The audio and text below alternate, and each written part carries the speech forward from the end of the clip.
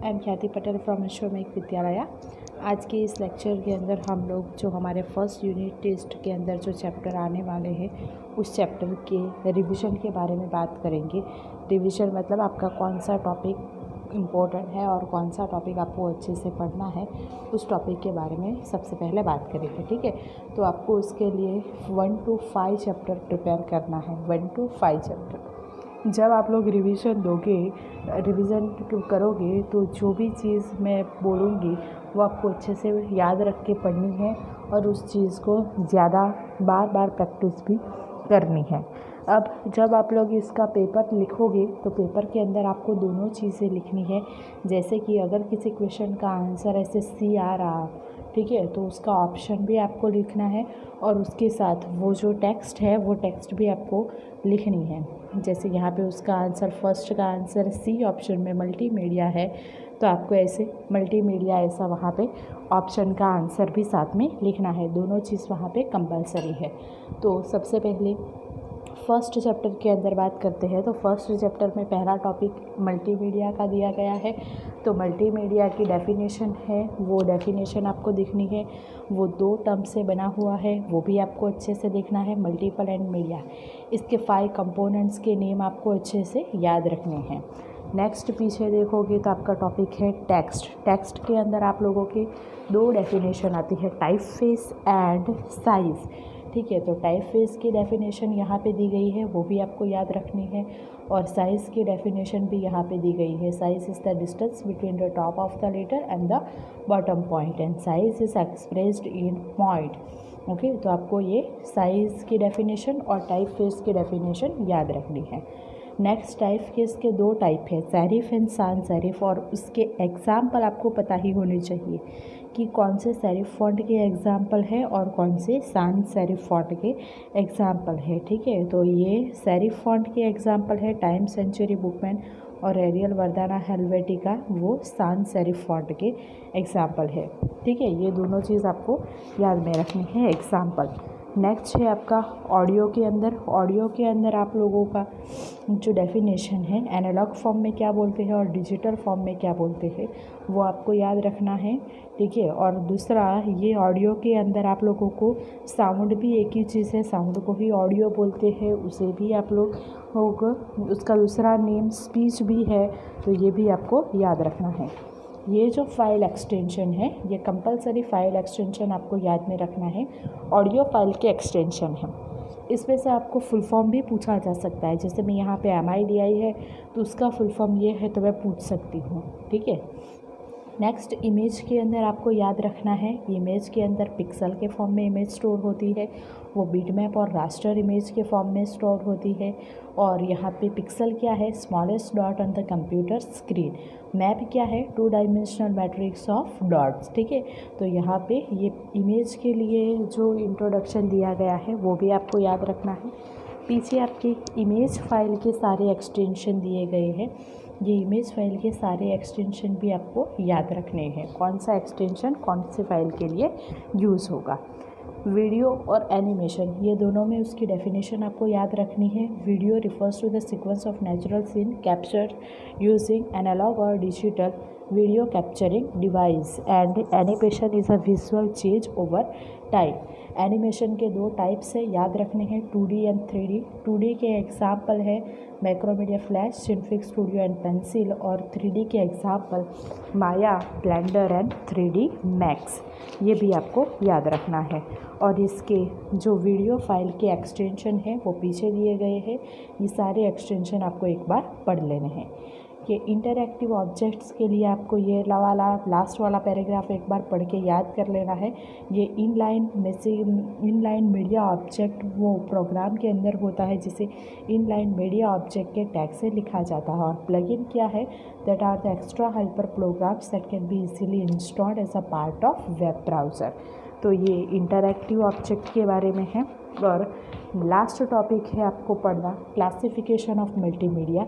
It is generally classified into 2 types, interactive and non interactive. लेकिन अगर आपको पूछा जाए कि बेस्ड ऑन इट्स एप्लीकेशन, तो आपको उसके टाइप्स एंटरटेनमेंट और एजुटेनमेंट बताने हैं। ठीक है, तो ये आपको याद रखना है। और उसके बाद का जो टॉपिक है वो आपके पोर्शन में से कट किया गया है, मतलब आपको पेज नंबर 14 पे यूजेज जो दिखाए गए हैं और 15 पे स्टेजेस जो दिखाए गए हैं वो दोनों आपको नहीं पढ़ना है। तो हम लोग अब एक्सरसाइज के पीछे के क्वेश्चन देखेंगे, ठीक है। तो एक्सरसाइज के पीछे के क्वेश्चन के अंदर ध्यान दो, ये एक्सरसाइज के पीछे के क्वेश्चन आपको अच्छे से देखने हैं। First, multimedia is a combination of which two part, multiple and media. How many media objects elements are combined? 5 media. Which meaningful speech in any language? Sound. Time, Century and Bookman are example of serif font. Extension, video audio file compressed extension .wma, ठीक है, .wma।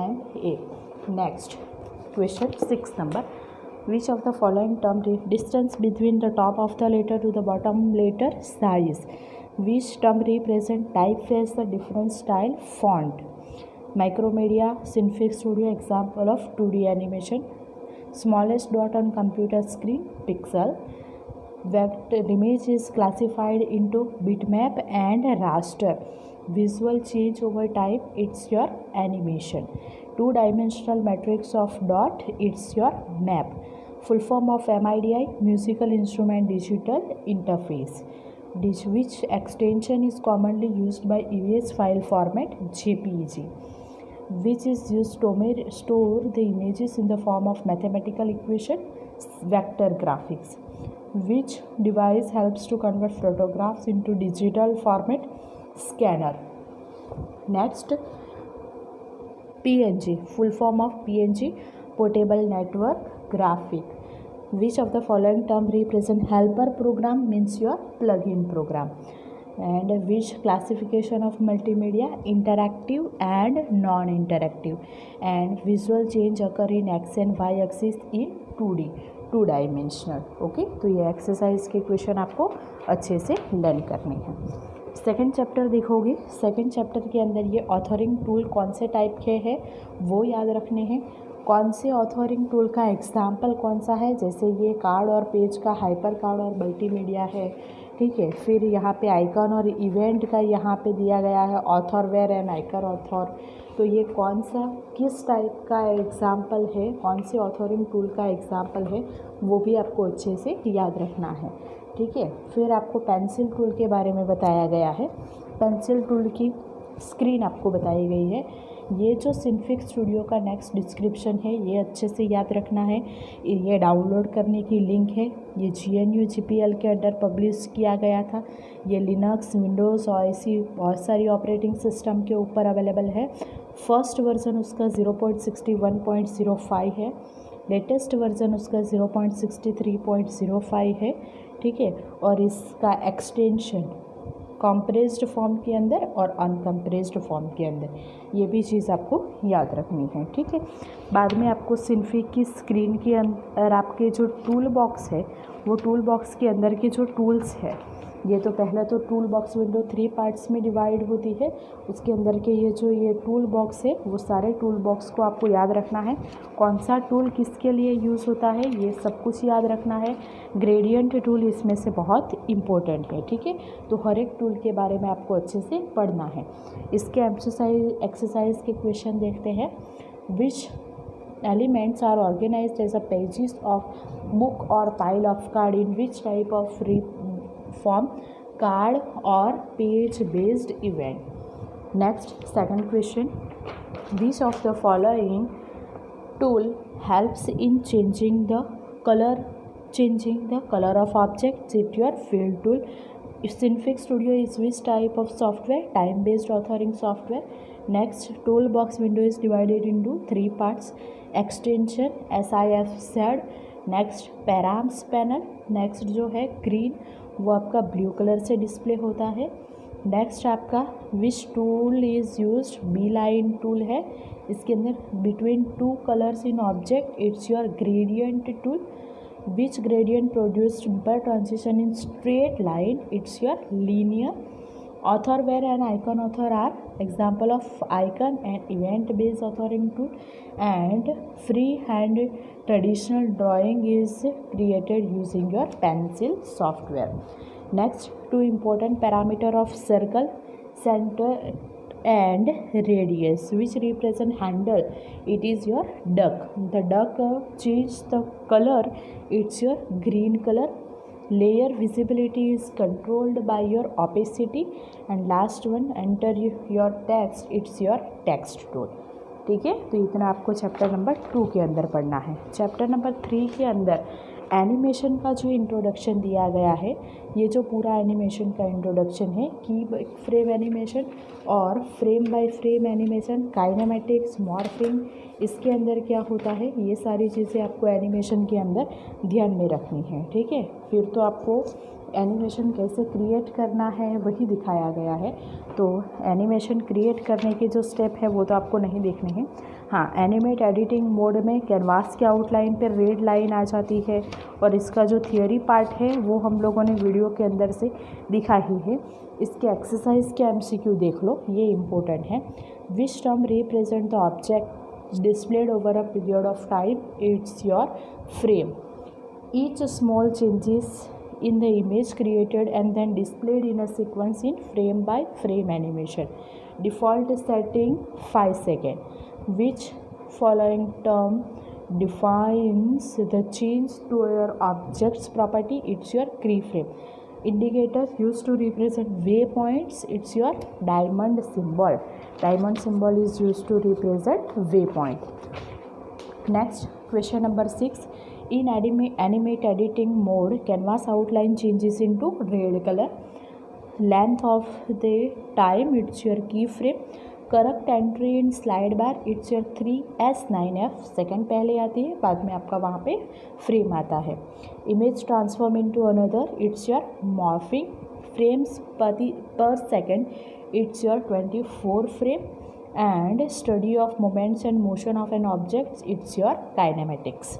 Okay, next chapter number 4 के अंदर layer की definition आपको याद रखनी है. Layer different refers to the different level on which we can place our drawing or object. और लेयर के ये जो 2 फॉलोइंग एस्पेक्ट्स है वो आपको अच्छे से याद रखने हैं. ठीक है, लेयर के अंदर ये सारी चीज़ें आपको अच्छे से याद रखनी हैं. नेक्स्ट, लेयर के बारे में पूरा प्रैक्टिकल ही दिखाया गया है. प्रैक्टिकल में से आपको क्वेश्चन नहीं पूछे जाएंगे, तो ये प्रैक्टिकल में से आपको कोई क्वेश्चन इम्पोर्टेंट नहीं है. एक बार देख लेना वीडियो में से कोई क्वेश्चन मैंने अगर नोट्स में दिया होगा तो एक बार वो देख लेना. एक्सरसाइज के MCQ. Which of the following is a type of layer? It's your gradient. Which of the following have their own layer, object, element and effect? Palance told the parameter of a layer, params panel. Which of the following is the default setting for blend method?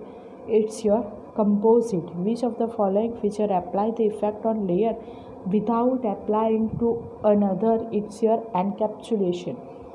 Each individual element of a canvas is broken down into your layers. Which of the following feature is used to attach the vertex of object to vertex of B line? It's your link to B line. Which of the following represent a new layer created after your encapsulation? It's your inline canvas. Each layer has its own set of parameters. And which term represent grouping things together? It's your encapsulation. Next, पीछे 11th question number 11.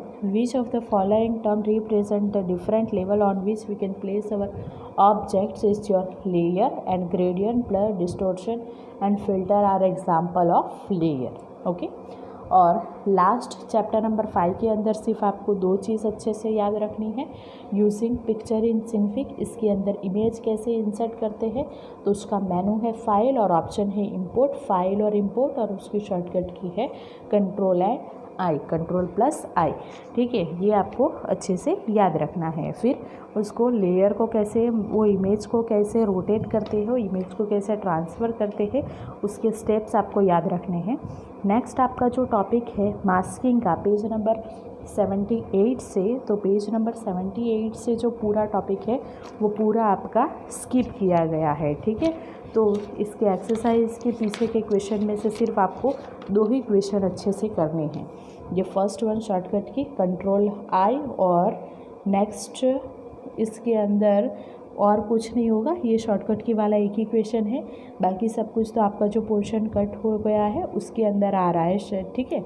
तो इसके अंदर से आपको image insert करने के लिए control I shortcut की यूज़ करनी है, या तो उसका ऑप्शन है फाइल मेनू में से जाके इंपोर्ट, ठीक है। तो इतना आपको रिवीजन चैप्टर नंबर 1 to 5 के अंदर आपके फर्स्ट यूनिट टेस्ट के लिए प्रिपेयर करना है, ओके।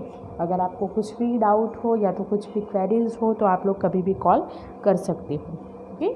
Thank you.